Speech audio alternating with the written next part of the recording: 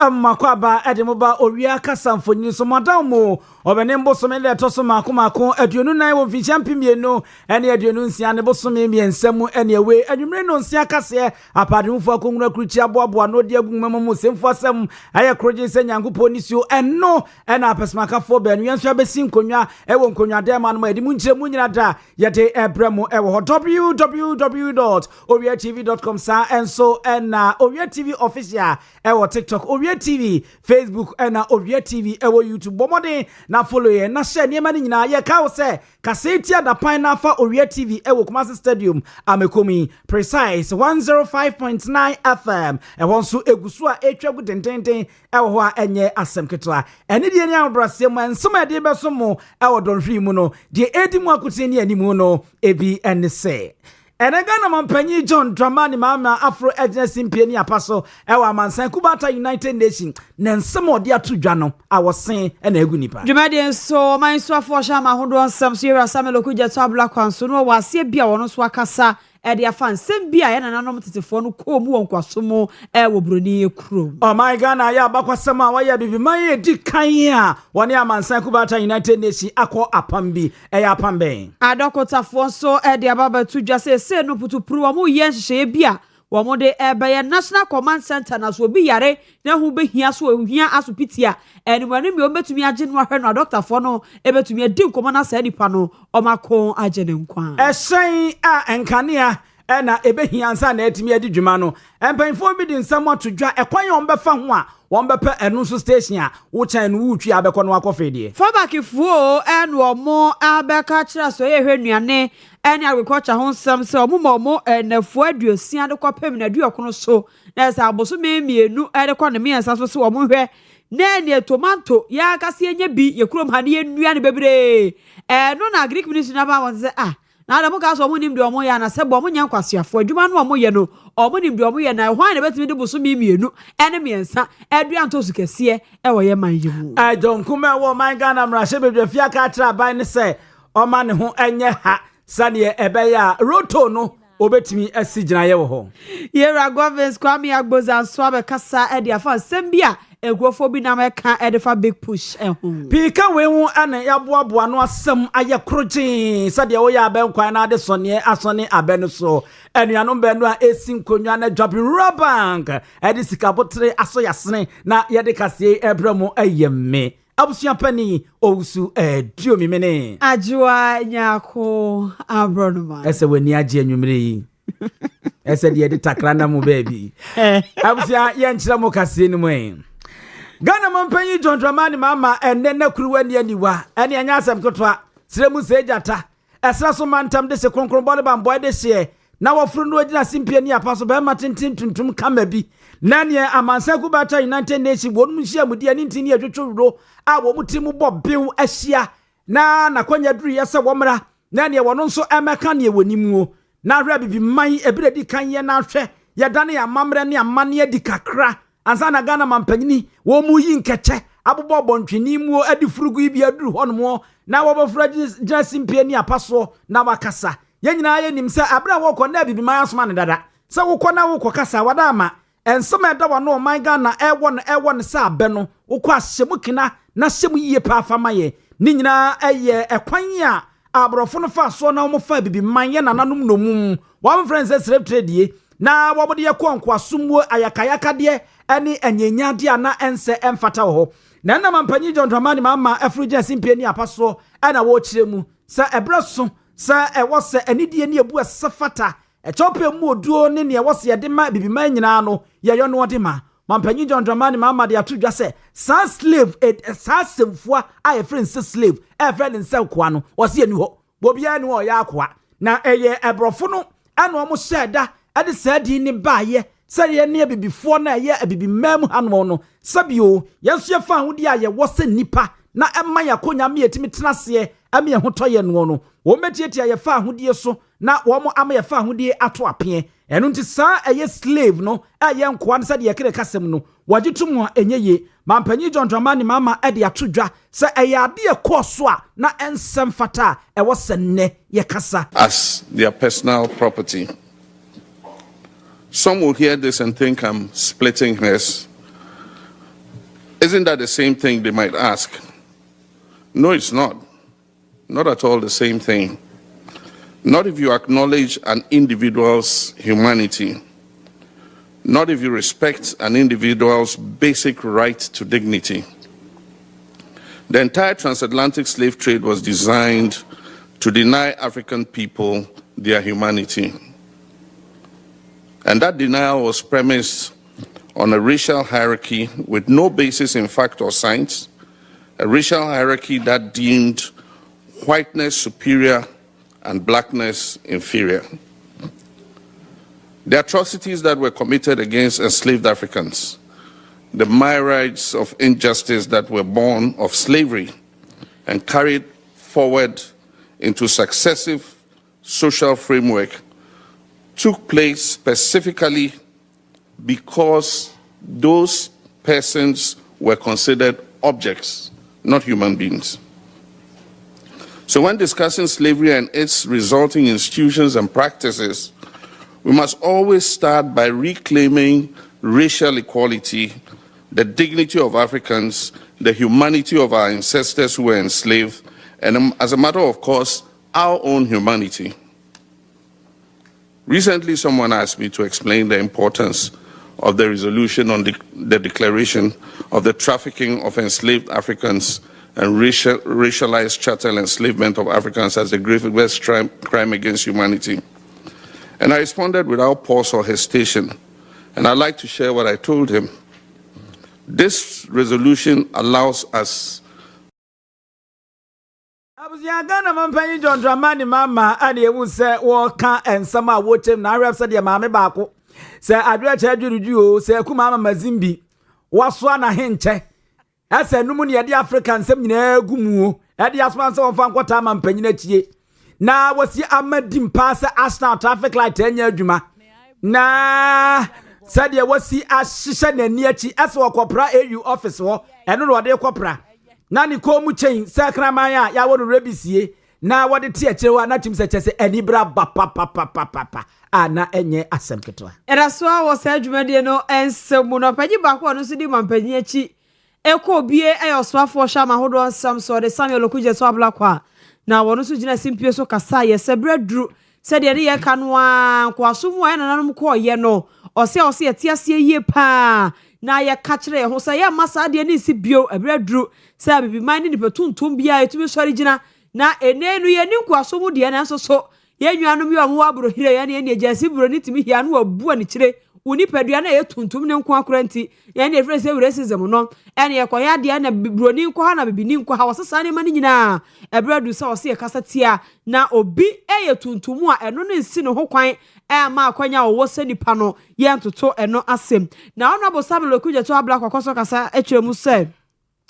ye yi da we yesi ho no ampanyifo di dwumaso we no omode kae na no mu no na no mu a wo mo kwankwa asomo wo broni kromu no nyese ye kae wo mu akeke wo se ye kae wo mu yi na afa so ye ka kire ye ho se sa de nneema bi ntu bibi ni bia bio na ne afa no so ye de hye pa egu akwa mu a akwanya broni wo no bibi ni so banya bisa na tumi aboa amasa nneema no efe se racism and slavery no ni nyina atwam wo kire se we no amakoi wo mo nkwa ne sa akọ wo mo firi ho no wo mo ba ene nkrata ahodo bi a kasa de efa nkwasomu a nananom ko tetembre mu no wo mepe ni nyina na wo mo de aba na afeso niema bi ebedi adanse bi wo mo gya na kire bi a eno so wo beba bibi mu akire sampa wo mo ko ene dwumade de so wo mo sa ne nsam we wesa so wo no wo matumi akoka ne yie de afa nkwasomu ko ene afei tete ho ensam ehuyeti Samuel Okudje to a shared commitment to reparatory justice and healing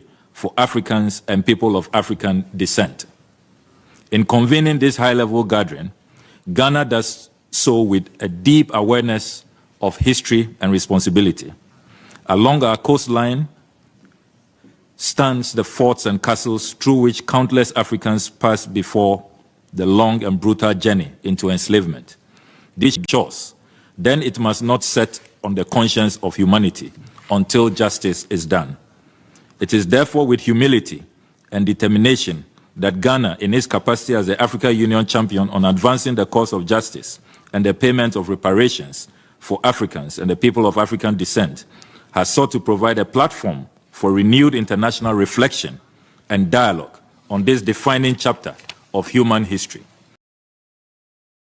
Samuel Okuje tabla kwa woneswa fosha mahodo ansemso ene eteso no so kasa ye ojumedie no wasi. Oh my God, na beya bibiman a odi kan ewo bibimam hanom ene wiase nyina watimi abo moden no ne eye Europe nkabo mu akuo no anasa man no EU won masi nkonwa so ewo nkonwa demo no mo di trodia ede atoto nkrata so no mo akwa apam a ni nyina no ekoba se won mo beboa amo man Ghana bambo ho nsamaja namro so pampe na aye nam se yiwan ya kane ne edi etire na eno na Ghana mampanyini abedi ekire obimfu okunyi na Jane opoku agyeman wodi tudwa wo kiremuo ane ne bose no wodi tudwa sababu apa na nsen ya so ne esi ya na areho ebra Ghana adwadifo bi de wo mani kiremuo e oboki na se won mu kopentos di aba sansa wo muti asase pese so mde omutimi dua bi na ya ba no ma beton bi di amaye nanso ko wi akire wo mu ko kura frenfren e ma o man Ghana nyina ye bo humbua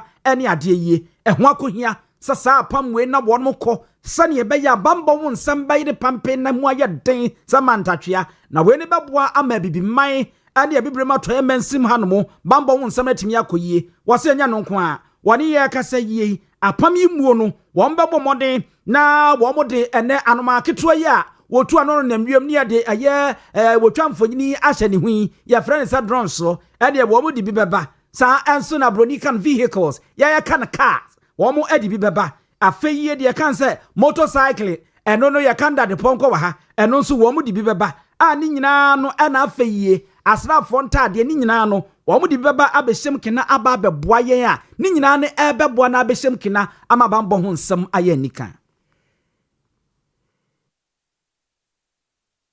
Highlights the long-standing partnership between Ghana and the European Union, as well as our shared commitment to peace, stability,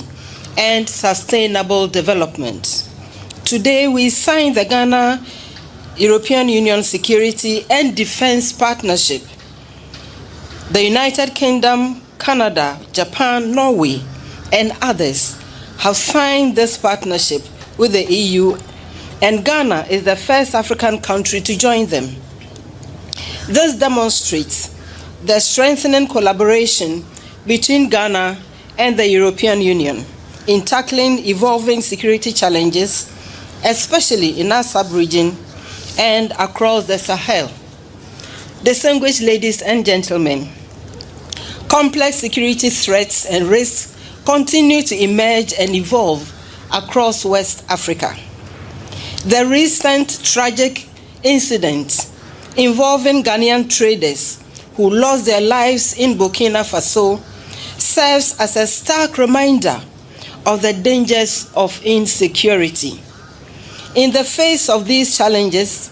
partnerships like the one we celebrate today are essential and show the importance of strong regional cooperation and coordination to protect lives and maintain peace and stability across West Africa. Abusafo Ghana mampanyi abedi eche obimfu okunyi na Jane opoku agyeman na ni nyina mu na ma fise European Commission ye na wo mo anamusini ye wo Vice President Kejakilas na ono so ewo bia wode tu dwa no wo kiremu sa ene Europe won musika no euros no maako ba se opem aduonum eno eye support a wo mo ade be so yasene se wo no ankra dokono na ade haban ahye no to no ni nyina eka ene ma mo de bra no a ebeboa wo hwe apam no hyase wo mfinja mpemienu ene aduonu amiensa no a ede aba bewura ha ebeboa amatutrofo dom fieku a ya na wo mo ha adwen no wo ma ba beboa akon ede atia wo ho no mo yanto so na yenko yanima yekompomde ho ensem wo ne yekasai board chairman awono ewo kwalebu aban ayare sabia Professor Titus Bayo onukro yanso ene yemra shebedwani a osomade hye omo lambusi na wono so bekasa e de afanhye yahodo bi ese panyifo babaye e de afampomuden ho ensem no sesese no panyifo babaye ade bi obofra ne se National Command Center na sa National Command Center omo wie bibia na eba na ebe ye adwuma we no wose ambulances e wo ye man mu nyina ambulances be se 200 dia e wo mo Ghana nyina wo mu nyina ba ye adwuma e wo sa National Command Center no so na afi empanyifo anase empanyifo mo e wo asopiti akese ahodo no nyina wo mo so be wo so bi na nneso obi e de hye bi yare na sa akoba se mu aide na putupuro so mo bo e hye diko ba bia e ma ni bakoro ti so sori o se me de ne kwakwa alebu anase kwoforo chief se ho na ye kesiem e de nipa no nya koduru wi ase mpani ho e dokotani wo ye be ho na tim keja na nipa nam so e tinana no wo siedo eti e raba yo kire se san hye we nu ebeba no se betim na ye adwuma and the command center no wo ho enti asopiti sti nyina akrofo na musifo wo sa center no so bia wo mudo mani di niam achi ehwe enti so obi yare na potopuru eho behia so mo bo achi no ko ba bia enya afa no mo akase bebo mo tirim ere na kwakwa alebu amya akaka mpani ho amanipa no akwu okwem omo hwe system ne so no mo se kwalebu empa ho odokotani wo ho betumi ahwe nipa no a no mo de ne ko omo hwe na ho ayema no aso masa hwe ba bi fofra o metumi di woni kro no yare no akọ na aboa ma yaresa ene yarehwe ho nsem enso akonkan Dr. Titus. Come to a smaller hospital, you've asked them to send a patient to another hospital, and they're asking you, the doctor at that hospital, to try and to tell them where they can send the patient to, or give them assurance that Kolebu 37 or some Komfanochi is willing to receive the patient before they will move. Something you are not capable of doing, because if you could do that, then you could have used your normal hospital ambulance. And as happened in the unfortunate demise of Mr. Emisa, when they picked up the patient from the accident scene, you see they were roaming from hospital to hospital. That means they are moving blind. They are unable to tell ahead where that patient can be received. So the good news is that the Minister of Health acknowledges these challenges. Right from his swearing in, he has been on this.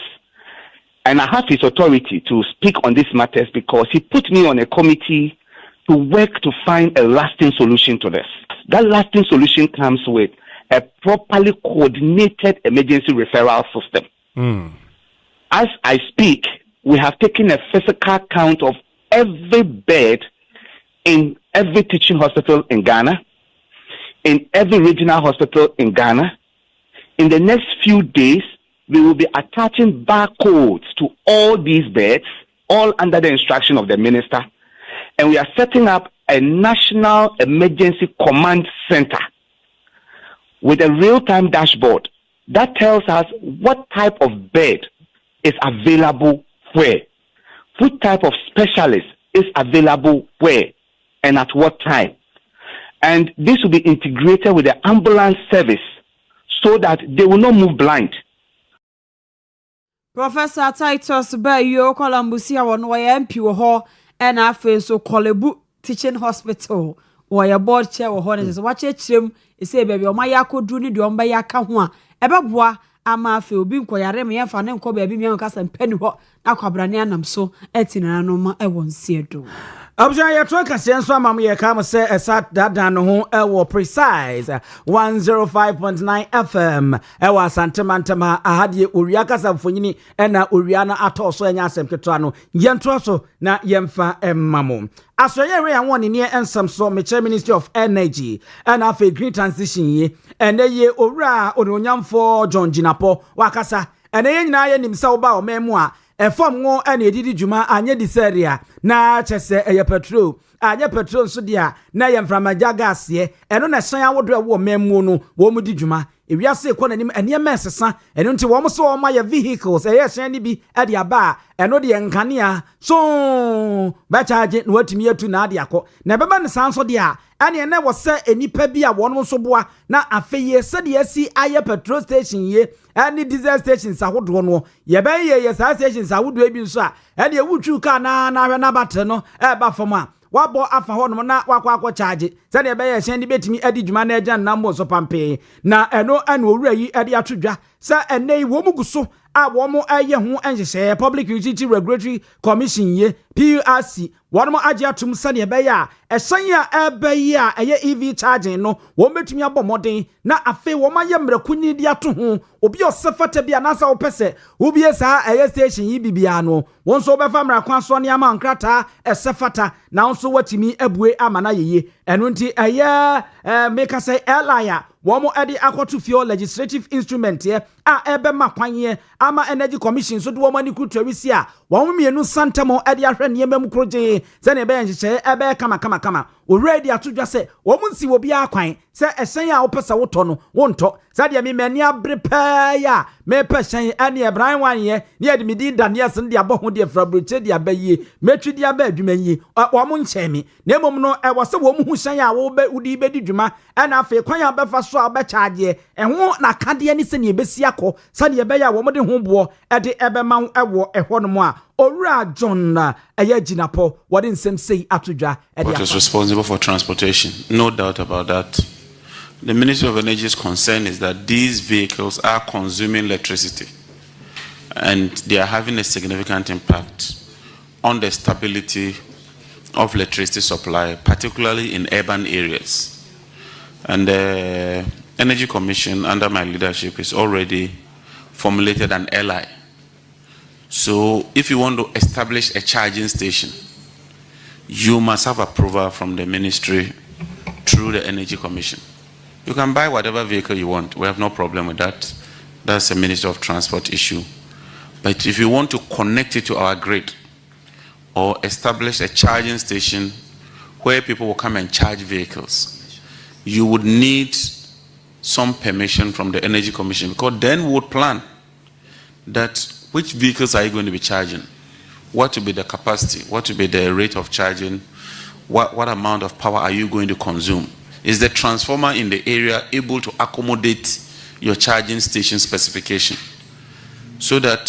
we are not going to be witnessing what I talked about, this sudden surge in consumption when they establish these vehicle charging stations. Ejabushia was sending now woman woman kutwa mienu santemo ba no beduedue hu wankasa transformer this one my esa no manum no ebetumi abo modern na etimi aye ka no adwuma mankane ya no etimi afa ama obi pese wo yusu hye ni bia watimi de adidwuma wo hono mana na de ya ne se wonam kwa ebirotro bi mu na anya ntisi kwa mu asamwaka mebeka Debbie sister ya na Ghana had dum so na baby a charge ni ubedru ho na fon ya na na akrofo baba ye jai akrofo so ba na nsuo sa ato wadru baby a charge no ni udru ha na fon we nyame be mo de monta we nyam pai ba asem o enyam pai ba asem na aya prophecy ka kwa dem pai ba support Abzapanye ukwa Accra uhu electric cars ne pa company bi shede de bia begumo mu de ye uber ne we nti ebe fa de ebetumi afa nti de ye hwe pacho bia na anyo se wo to bia bechem ya bomodena na top petrol na diesel de ni man wan abzafo ye nto so na ye koye nim na ye nim se na wo twetwe abo na Burkina Faso oman de betu dwa se eja wo mu no mu nto so no ma breadua se de ye omo ade bebo mo ho bre mo oman bia ma ho me fa bi enko bio and I'm so many penny for chess or no cook when you see I could didn't come out say be ya. Then ye koda sore ya. Now Food and Beverages Association Ghana. For bag for elsewhere ba. At the 1 and 1 and 2 where the Abama say and agriculture homes them to say. Or more and if where do you see adequate pim na do chrono. I was so me and so my hair pan and a yagasa putu pre or my ye nua tomatoes even to so bi kasie mu pa ya kasie benya bi edi na omoto omo kasa ya hwe ni mu se ene to so ho ba ya den 2 months ne 3 months edi ani mi die ene ese okodwo mu omo frase omo yere so am sa ene beba na sa asemi ya efo bagfo abekai ene yewra eripokopoku wono na eso afo hwe nuane na agriculture ho sem so se na mo fa bagfo mo kasa sebe agric ministry omo nim nyansa omo to omo yankwase afo na omo ye adwuma na no omo se da bi omo nim de pa na adwuma no omo ye so omo nim na mo monka de amubenya monka de ya reality ade aba possible eja ye nyina ebetumi aye oye de koma omomo aboso memienu ne me asa so omo fa nkodua entosu na kese mu omo kofa asase no se 200 acres we 100 acres no omo kodua ne se na ye ose ye etibira du se mpanyifo na ekwa akotena se na omadidi nkomo na esi akoba se Burkina Faso so omo obi amefa ntosu wo oman ye ba ba de no nkomo na esi omo akotena se omo ne mpanyifo kebi ewo mu ekwa kodie na akoye se hunahuna na one day 1 and 2 dia agric ministry is apprehend there omo worry and I make a chance say no say on one kasa he's not following development in the sector. he wouldn't have made that statement. He wouldn't have jumped into that conclusion. Because we are laying a solid foundation to address the challenge. Now, if you want to provide boreholes across the country, in all the production centers, to produce the quantities that we want to produce, how many months would it take us to finish with that? Even if you are going through the procurement processes alone. That is why I'm saying that if you get the opportunity to speak to Ghanaians, let us be factual and anchor our discussions on things that people will understand. We have to be objective. Oh, and you say, oh, I was saying this. So here my contract. Say, now come on, go to borehole, solar powered boreholes. You say, procurement process of Grabeteki say. You can't just go to the market and say, John, you know, go to boreholes. It doesn't work that way. You go through processes. And so you say, Mama, 90 days, you know. So we come through procurement in the cry. That is, I can't give you the answer. I'm watching. So let's be reasonable and factual in argument. We'll argue this way, create that erroneous impression that the ministry is not doing anything. Tomorrow, the technical people will hold a meeting today to see how we can respond to the crisis.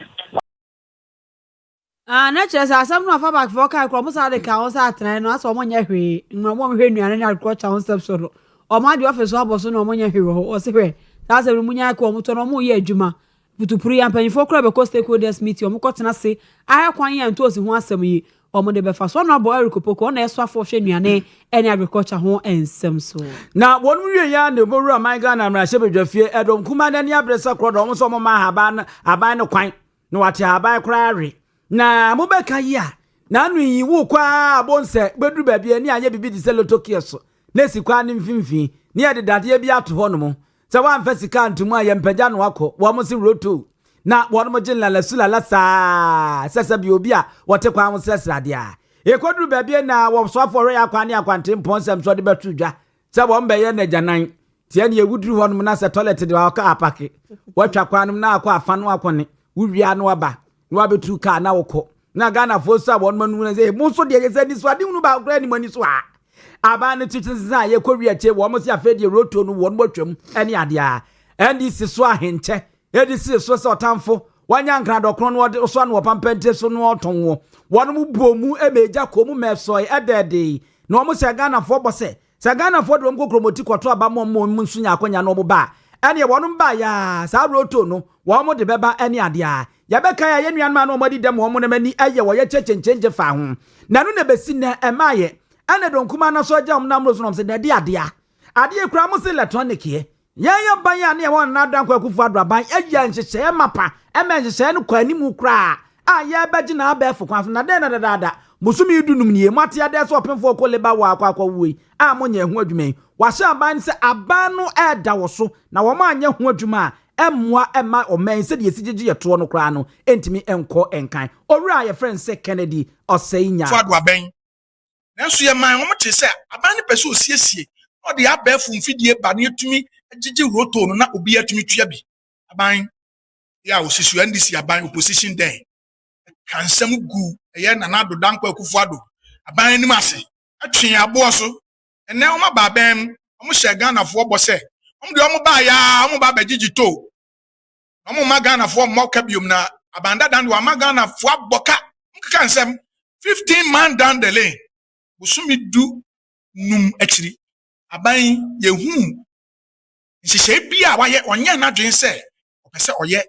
ode san nhyehyɛ ne ba na yagige eye roto nu a omo kan ho asɛm de gu eye MPP aban animu ase no yesan aka eye Abuja ononyamfo Kennedy wasenya kon wokwa akemso adram na sebedwani wotememfo mo na ekuo a wono hwe ya kwan ene ahyenko bedie nsem so man Ghana mra sebedwafie no wo yekuo ba na mote so kase era so wa kwan ho ensem osofo no hwe kwan ene akwantepon nsem so no so de wono abo governance kwame agboza na wono so akasa pa ede afa aban big push project no program no ekoso no na na so we fio na asem yakoya twuma mentwe ewo ho na nsem wana dom kuma no so bo mo de bo aban na se sa big push program ya sa aban na hwemu ana project ne mu be so ha mu abupan aduonan and 44% de ma sheda no mo de ama contract company baako e no no nko a e na eye akwan no e na afa so kwan wo mo fa so a wo mo ye niema bi wo mo no e na mo kasa mu e na ho e no na ama osofo ya babonte a wono so aba be chem se da bi Beach Brew program ne de ade bi wo mo ye biebu da ho fan wo pakura ko mo website also ko mo website akwan yo mo fa so a wo mo fa contractors impokura mo contract no ni nyina gu ho a enye so wo ma hyeda na mo akasa hema no ma yi company baako no mo de projects ne fa ma no na yewra gboza e kire se no ose nkrofo bi so kasa ne big push ne kura no sika akomu nko a 70 billion Ghana cedis wo so ho entesa na aban no sika watuatua nkrofo contractors for ye kwan 54 billion Ghana cedis eno ye akwan foforo a ye ba ba yie no ho esika na 14.8 billion Ghana cedis ne de eno no project ya aban dada no free ase a wo ma tumi awie no kwan project no eno ho sika no wo matua ma contractor fo a eno so mo guso wo mo toa so a wo mo agent na wo wie ye eno wo san so akire mu asiese kwan no ese so yeso wo mo fo mani ni achi wo mani de akire pa mo ye monitoring na just wo so hwe so ami interchange yi a eja eno so se ekoso a ho sampa adwuma ekoso kakra wo ho nye ho nko akọ na vrongo so a ho so mo akwan no mo pagya mo no ni nyina ekoso kama na mia bebre ekoso to na so osre afa no wo mra hye freedom kuma no so mo nyina nta aban na chi na sa big push program yi enya kama ni ebe wi akire ni enwie no na Ghana ya kwan nyina so ate na ba bia so aye kama governance kwame globally it is globally acceptable that sole sourcing even is acceptable if in situations where there is the need to extend the implementation of works which were previously competitively procured to speed up completion. Though the 23 projects I talked about that we innovated, none of them were competitively procured. They were also source contracts, but which were innovated at the cost of 14.8 billion Ghana cedi. Mr. Speaker, given the scale, urgency, and national importance of these projects, a mix of procurement methods were employed in accordance with the law. Mr. Speaker, it is important to note that only 44% of all the major contracts included in the Big Push contract were awarded by the ministry under sole sourcing. 44%. So not what has been published by a certain online portal. We have also awarded over 400 different contracts through open competitive bidding, over 400. Contract ni bi wo kra o mu bie mu to ho na ni o mu a wa do krata aba no mu hwemu a na ni o mu hwe na obetumi aya no mu dia ma onye se kululu bi no mu koye yo mu de mema ankrofo obanye ete ne ke o na yeso afo hwa kwan eni akwantepo ho sem so the governance kwame agboza na wo bewie kura no e no de isi so a wo kire mu sa ene wo ba aban no kwan foforo dada na wo mo eye ne wo mo ba yeye wo mo so abomoden no mo de abehye big push ni mu no ene enwo kakra no opepepim du nan achi po aduowotwe nwotwe 14.88 billion Ghana cedis a wo mo ayo na governance echire mu se sentie na akwai se wo mo ya wo mo tabiri na se adwanya ako no obetimi anom de amo no bo mo ntwa ma busu amfa ne krata ama no no na nam so mo hanyi chemu bese aduanan na afa saa akwan so no echire mu a ekwan ni bi se de asie wiewie sa mo ako ne adu ba no bese aduonu nan bi no na wo se ebo ntepu ntentem animanimu a wo mre no mo yo a emra nso makwan wo se sa okoma kwan se wonu mie biemu saa na obi amfa ne krata ama no mo hwemu a eya na eche cha eche no nso na ma eka no nso kosoro emeka no koso nso na ma kwan no nso ewiewie payopa enu nti nanam so amoma ne saa amanne eniema etimi konkan ya eno nso wo kire mu. The cost to complete, including the outstanding debt of the Kumasi bypasses, is estimated at 6 billion Ghana cedis today. Mr. Speaker, let me state emphatically that when it comes to the Big Push program, Parliament exercised continuous oversight. Questions are answered regularly on the floor of the House. Independent professional bodies validated the project cost. Procurement processes complied with established legal framework. There is no abuse of the sole sourcing program. Unlike previous, it is exception and not the norm. Indeed, no procurement law or any other law has been breached, and definitely there is no scandal. Contractors were then invited to submit proposals. Their proposals were then subjected to independent value for money assessment. We have instituted a stricter monitoring and cost control mechanism to ensure we only pay for works done. Abusia ononyamfo governs Kwame Agboza was for here kwan ene akwantim ponsem so ene yetini nken. Dom kuma wo mrashe bedwafie so ena de kokobo e ma ban no sa ban na kan kire Owia Kaseɛ ato forsen na wa ma mrashe bedwafie ho ameyi zefuo bia no a efa gold board ene afi gold for reserve program ho dia ene omofa so ma dwim se fiada ye ebe ye ne nim se mrashe bedwafie no wo mo be kwa ahomgie mo ne Easter break no wo mo be ya passe bill bebre na so mo wi a o mo say Easter break no mo be frase dom kuma ne se Owia Kaseɛ wato force na ma mrashe bedwafie ho ameyi zefuo bia no pa efa gold board ene afi gold for reserve program no ho sensem ho a ene aban function teams ene ne ke break ne ko mo nko ene mo be delay ne se de mo ma ban no nyuma hodo bi nkoso no wo mo se ya adan a ade no medical ka ho asem be se na wo twemienu atwamuo na wo twetwamu mo kaye amo maka che Owia speaker kra ba so na keso bagman kra sefo we no wo se ka ho asem mani firi na so ase bibi wo ho aban ni suro nti no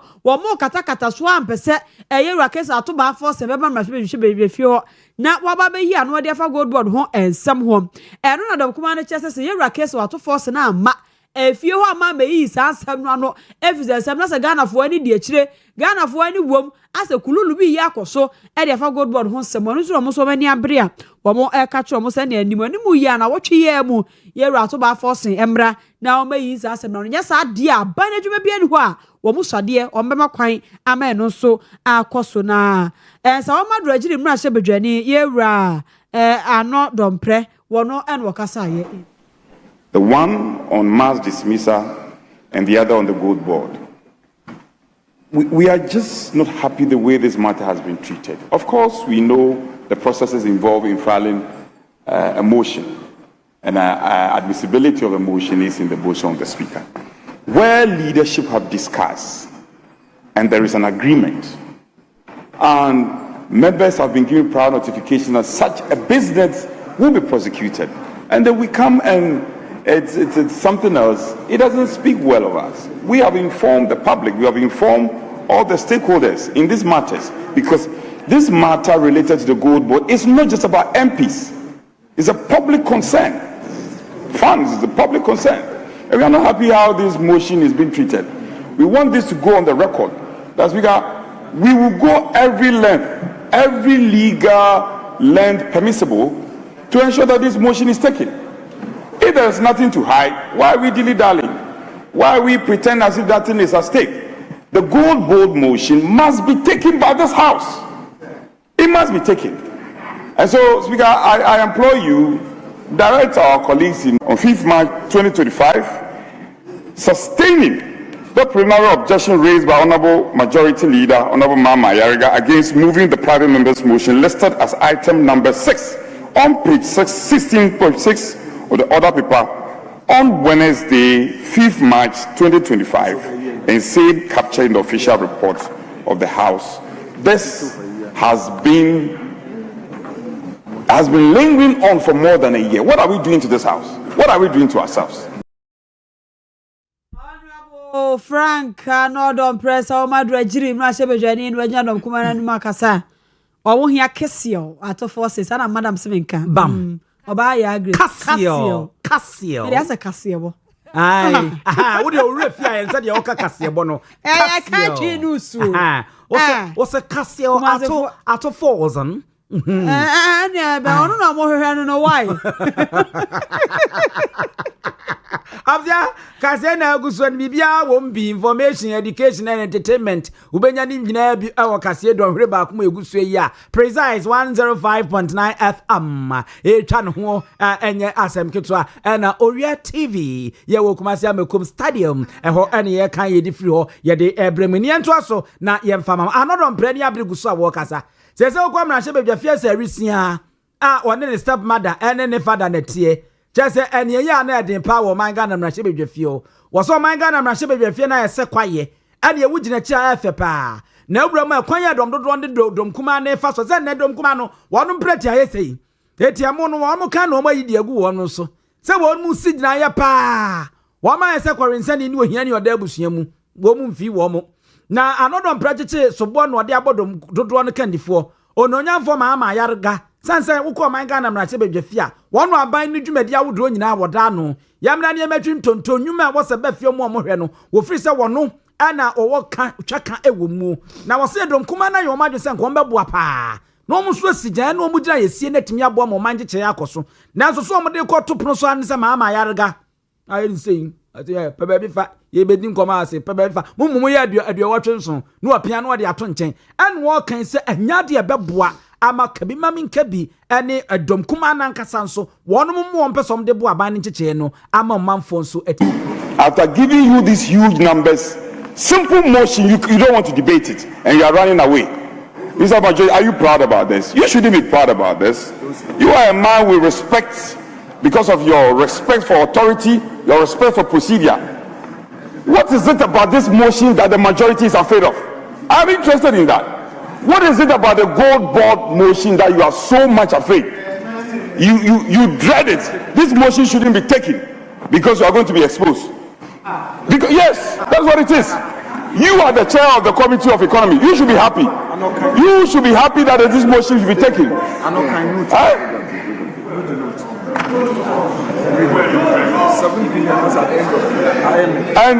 And so the monies involved are huge.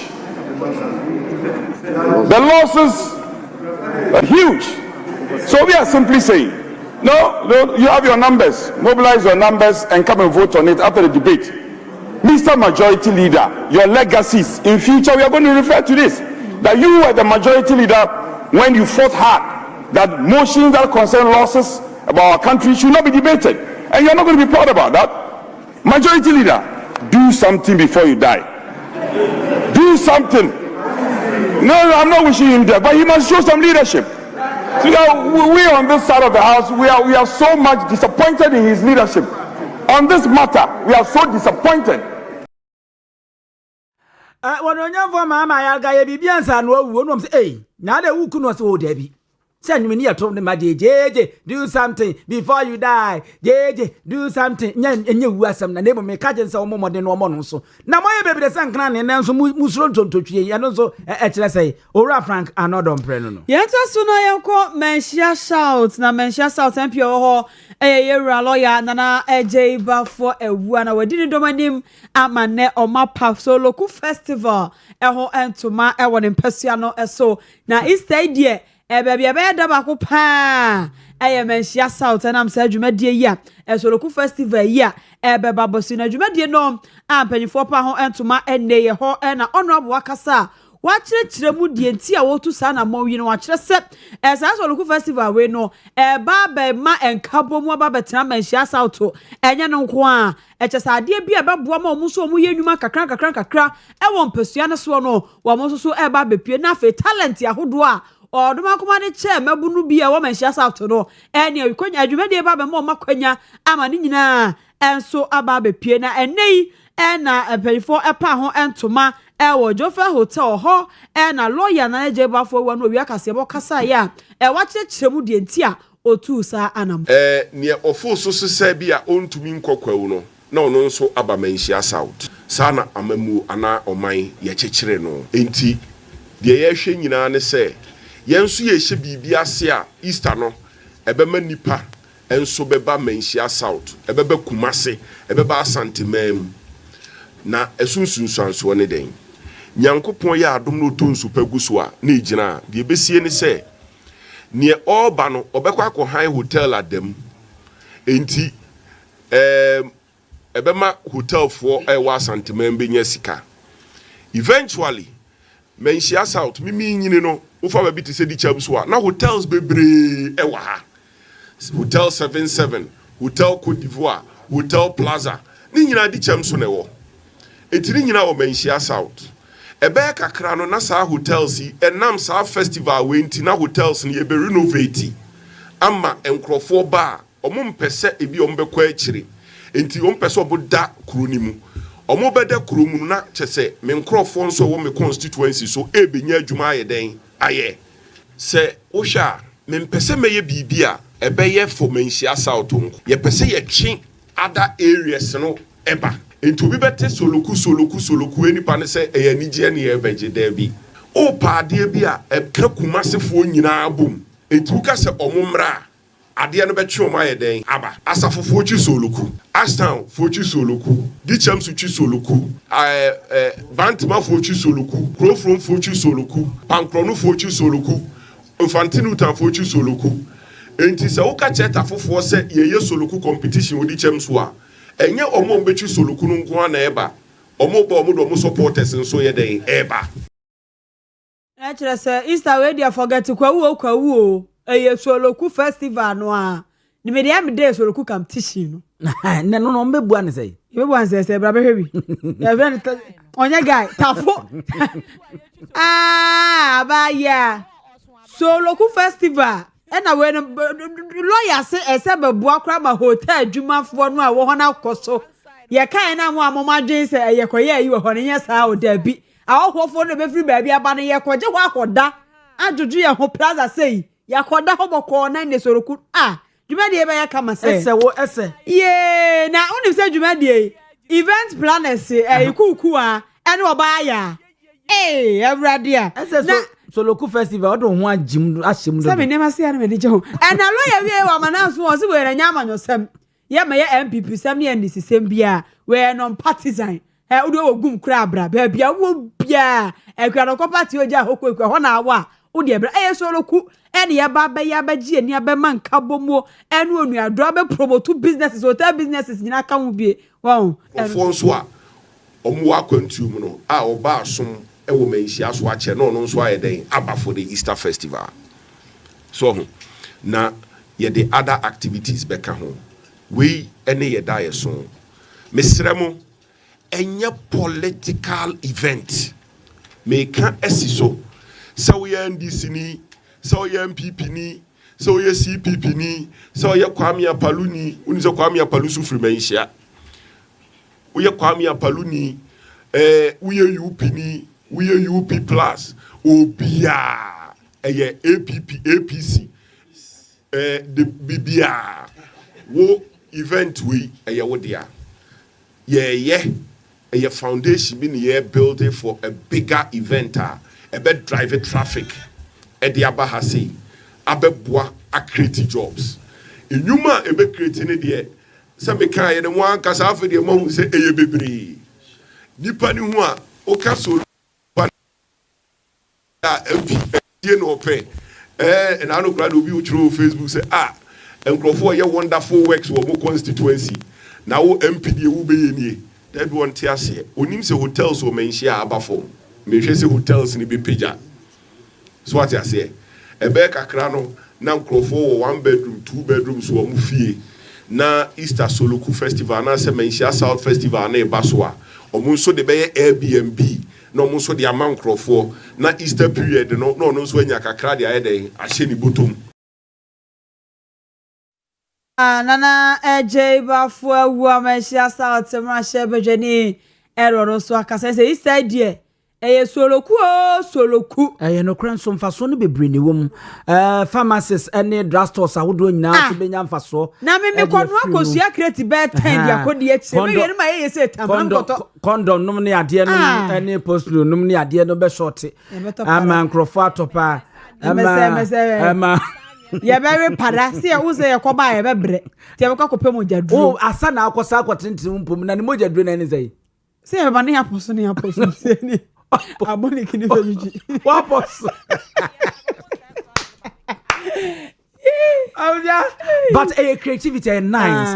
MP no ede aba ayesa Ashanti Fest ya Franka Makuni ye ube taking say try but impact na wo no ya nyasam ke 20 edu aye nyina beba besa but onabo wo no yere bedi kai na me mato aso na ye dika ayi dwom ansa na mo beba na aba ewo honom ye nto aso na ye mfa emamo bambo nsem mu ene ade a na wukopie mu a afaja toss out mmarache bedwani no na se opanyina won ma mmarache bedwani na de betu dwa se kwan aposifo gu ho a wo mo yo ema niema enkonkan ema aban na ni suade hu opeso oko na wadi ti agada ense mu no entimi nkonkan eno nti wahye se wo bia wo ye ne ho takra wo gem bia wo ma niema nkonkan no aban no kra wo no hwe no wo munyi sa aposifo no mfo mu mfiri wo no mu na Owia Kaseɛ so ne yeto nsa ewo awiabre no mu na ye ne opanyina waben ewo bambo ne ho ensem mu Owura Richard Kumado ya ne edi hu nkomo no se ai bozifo ndi omba ya no metin ya ne du ba bia amanyofo no na emu o ganam se kunu wo mu nimpa beka abanda da ne hyehyɛ ode bae na ekwa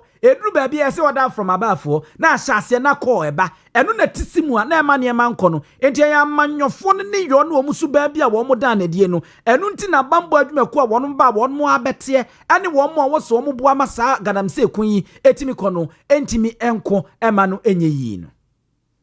Responsibility of the police commander to arrest or unravel Galamsey. That is number one. Say Galamsey man naimos anamiwa. Sure. Number two, say I can't say Galamsey a crime dia. It deserves law enforcement dia. Papa police na the first line of action. Say about law enforcement. Na Nyakobani say IGP Christian Tete Yehonumba no Mikai say they made a lot of transfer of police officers within certain specific areas. What is also important is enya Galamsey issue but as a police officer ochewo baako bebre na create problem amount particularly baby Galamsey one other say on be compromise and I say on be create safety issues amount and so can say ochewo faako bebre you free it is perfectly right but I mean all those decisions are the determination of the IGP. A IGP never determination of who is transferred, who is moved, and who is not.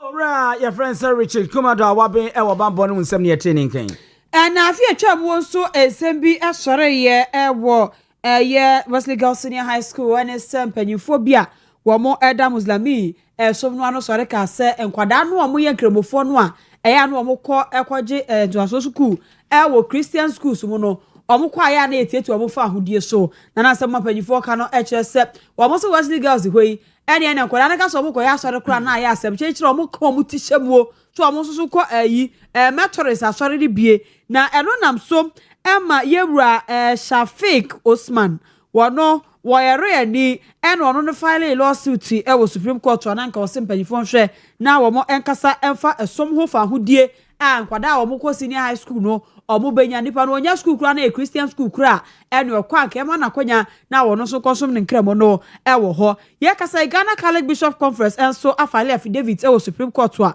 omo so e de counter sa asem kuro ya na Reverend Matthew Most Reverend Matthew Kwasi Jemfi wono na president e de ma Ghana Catholic Bishop Conference wono na abakasa kiremu de enti omo so etu sa anamoyi na ye wo mo asem ye de mo ka ho se ye ne Wesley Girls Board of Governors ye Catholic Bishops Conference ye ne wo mo nyina ye ta wo mo chi ni ya wo mo ka no ka wo mo na akaye enti ye asem kro na wo mo ye no ne ye so ye yibi enti asem no ye ka ho bi ye ne wo mo ena ye de asem no enyina ko Supreme Court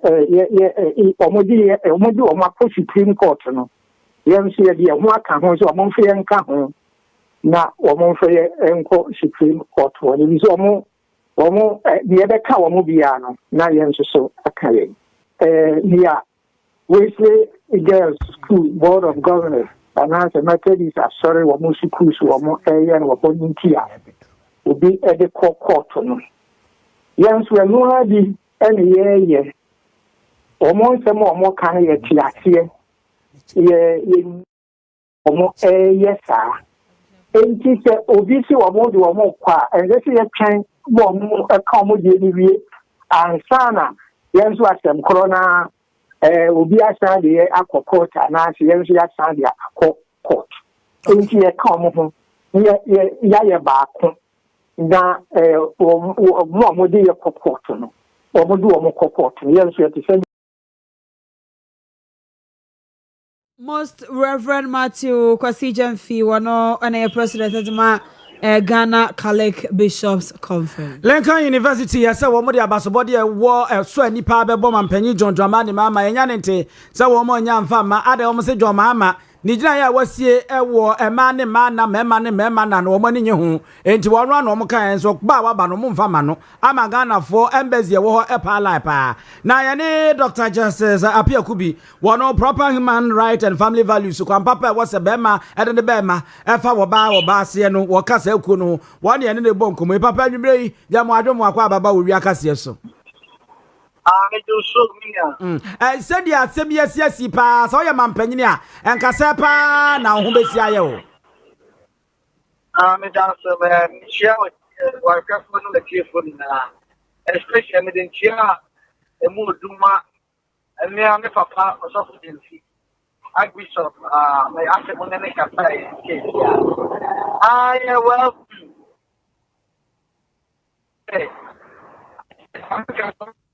hello Abia Kubie aha dada ho kakra ma me hwese befa ana na me keme na mpaso me go fi na enkra traffic na bia mo ni parking okay but yeah kakra yeah steam nche wo ba bia opposition na anako now they say America for Ankasana with the greatest operation omunim se Ghana ye said them on na doctorate in sa and I'm able most of them no and just ye pe book with you so munim na e casual and then yeah you say and no except how disrespectful these white people are to we Africans una ma news here buy ye can't LGBT one some they call parliament Mom can't some of the president there is no man due diligence and who say he has spoken about this long time. Mama not for playing about other bedroom. I think I'm okay. When we unite Africa, then fire Nancy for now you're respecting the hope for once. They are my brother who say said the only new year sunshine. Then you can't say some of us no. You mean to be a normal school. Baku ne baku e kan nadia au BTA you said sabi o nya sense share nananam and I can do opposition up now we are ready France for episode with the again in they don't respect us on the man penya ba bedro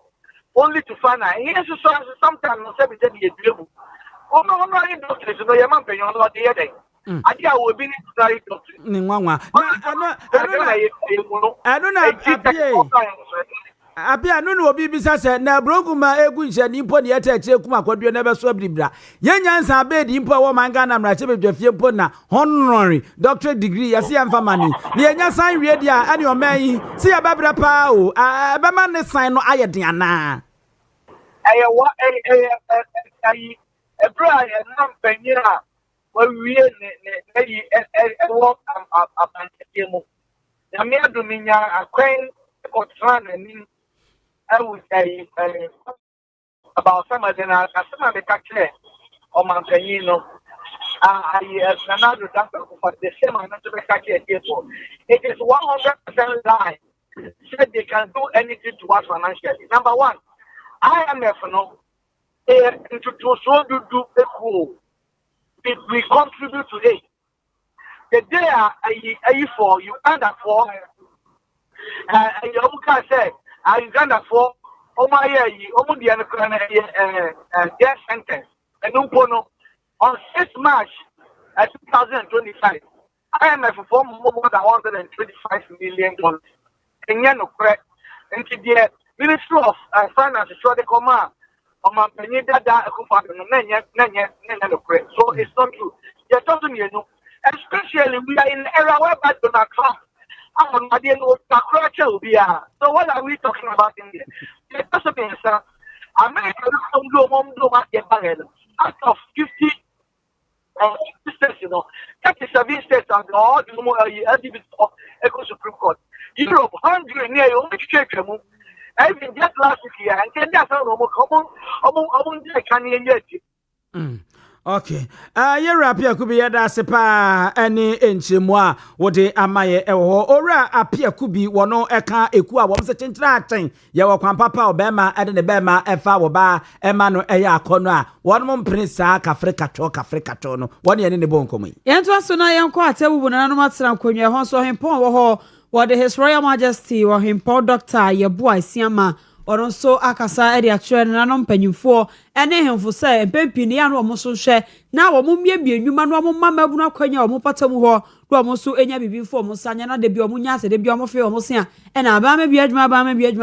omoso betuma e bibi ama omo nkrofo no omo patamufo no omoso ho etumi atomo de sansem we tudwa abra na ne wo mo epa 2026 me kobono project ho entoma wa tebubu na Dr. Yebu Asiama de sansem we ene yempa afase ho ntoma keke lemu ye chese ya tuiru masibo se nipa ba a ye prim to eni kanko ama no beko no enye ntoma fra ana se nto ana se asankwa lemu beko no media ye no so de che ya mamre ya manje so kwa ya bunu na sabre ya so ye prim kanko ama yemani afi activism kasatre fines o say yen kan yinchi na yen tinte ya kan abra obia din ho sim ama ya pedachi pa ama yemani ani uno fit ampa na uno ya ba kwasemu ya titisemu yen titiemu yen na yansan ampa uno kase honoring our roots must not end in celebration alone. As I said, Sir, a teacher, some of or say in point, no Kenyan, then you may be a Olivia, or to Nas as for an uncle, or Ghana, on family mission, and say, Yokai, and yet, my fashion one. His Royal Majesty wa hempon Dr. Yebu Asiama wonone Paramount Chief de Matebu na matran konya ne tene kanu achi na omahene onu koyan so na ye president de Mammo Traditional Council na akwaku dankwa wono so na ko yetitina ni de ma sa me ko bunu dwumadie wono so sre na nanom hemfo wo bunu ne bunu mantam ne munyina so omoma nka bo muntro montam na moa na mpuntu abono man no ehia no wo mun tia me kase bunu fo yen kabum ne se nkabum die ya depa se ye hwe ye region ha amanso a e wo ha no enya se ya mu nananom wo be hwe na ye yankasa omahene ne omahene bi wo ba na se mo yentem na akofa yam hihye ene nema pi eba we nyina no e ka ho a ebede na ye nyina yetima prempuntu e di ababo wo ya sa hwe obi ani wo be from master da sansan na ye dachi na na no be na bako na na yesu ye wa ha yesu sabe tu be yesu be ko ama enkwala di echi no so na aba san kwala na ye dachi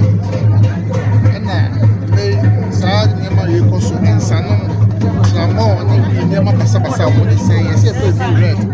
red ni aka ho a ne enkwala di so mo dachi eti ukraine ya dia emwa ye be ko eti ya dachi eti beja wofo ne nanom nyina nsofo nyina ra se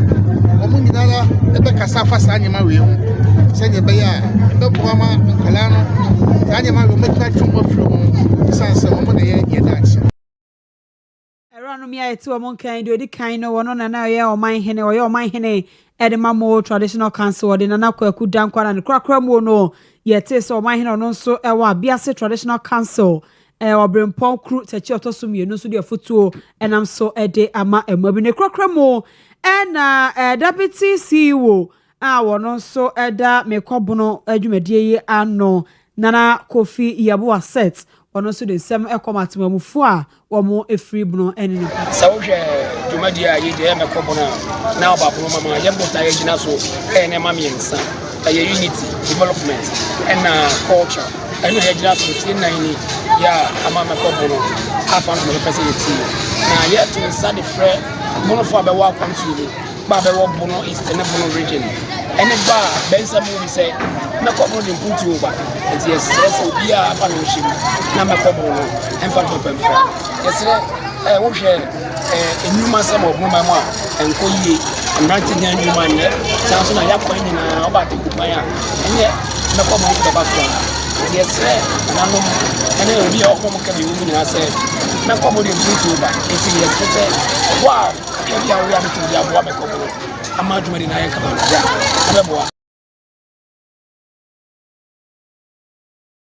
So yet in K. Yemfa na sen bi ma dropping rural bank na won ma ya de papa sika semu dwade de me se men san wo mo ne nkotwa agya wa adwon fansa nkwose wonum sei wada ma kɔ na wo mo no ntena se ni nkita ho na wo mo nso wasen bo dwade ne ma wo ye nyina mu na de wo mo de aba bɛbɔ ade no ɛyɛ first deposit 3 months 6 months 12 months no ɛwo won mo tena se wa kyem fa so a wo pɛ ne mfa so pay wa chenje pa na enso no ne ye de ama ɛwo mfa so bebre ɛne sa ɛwo ho sa enso ɛne ne won mo hyɛ no one must one bobium will be a Timmy Baby Toby, Mr. We woman 70 idea. The yarn is over far phone $1 star 389 star 984 hash star 389 star 984 hash. Now, I follow instructions and why I say what of forms in the Beso scholarship I would do na a woman, bet me the amount man or Marco school name for Sobebre and also ever home. Obet me so after 0242 387498 0242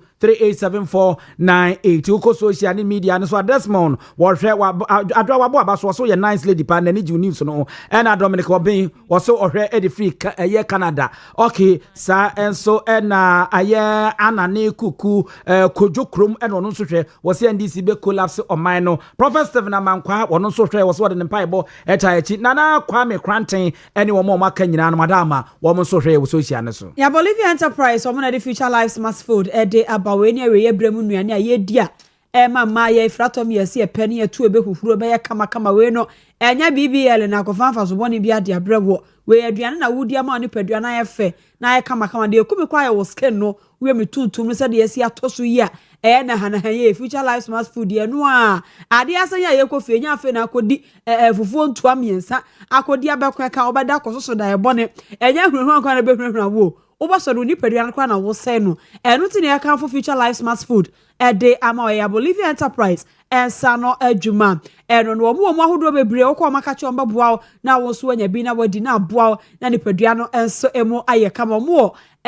so for line alignment patase kwante pon so ho na be Future Life Smart Food from 0246 010 150 0246 010 150 kwaje bia ene di na also ne paduane mu enye kama ye de awie o ye na ase ne ma ne so madwumayfo nyina kuku aganda ho ena afa yakosua somua okoye MCR ho so a ye director extraordinaire Mami America oso obidu kwa ese ye no menka oba ya grace oba fefe wono na echichi bibia direct kaseboy ede MCR ho so Simon ho na yawo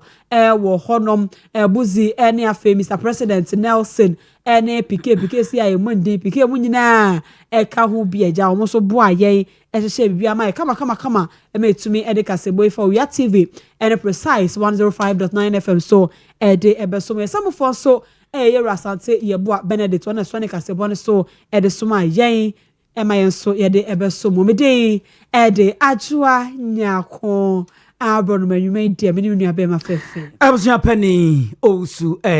diomi